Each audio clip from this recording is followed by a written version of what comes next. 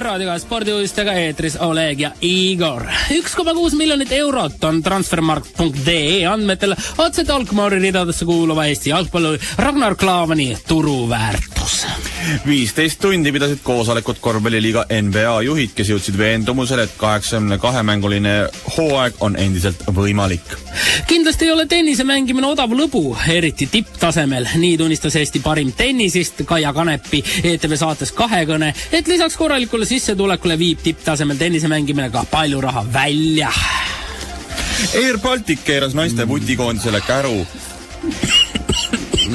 Ja jalgpallist ka rahvusvaheline meedia huvitub Eesti-Iirimaa mängust ja jalgpalli EM Tallinnas toimuva Eesti-Iirimaa vahelise play-off kohtumise vastu valitseb suur meedia huvi. Võrkpallilugemiku autor Valeri Maksimov väidab, et eestlased on külvanud volleseemet ka mujal. Teise maailmasõja järel populariseerisid Eestist lahkunud spordilembesed inimesed võrkpalli nii Rootsis, Saksamaal kui ka Kanadas, USAs, Austraalias ja vähemal määral ka mujal volleseeme. Jalgpallist veel.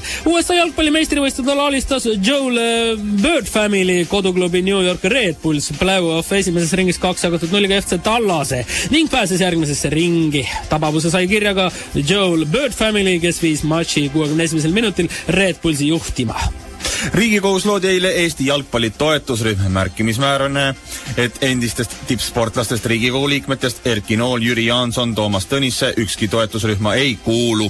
Küll on aga liige hiljutine korvpallifunktsionär Remo Holschmer. Ning lõpetuseks ka mingid täiesti arusaamatuid tulemusi siit Postimehe vahendusel. Kaja Laboral, Bennett Cantu 81 jagatud 69-ga, KK Zagreb, Panathinaikos 62 jagatud 81-ga, Moskva CSKA, Brose Baskets 94 jagatud 72-ga. Kui suur on X? Seda ütleme järgmine saade.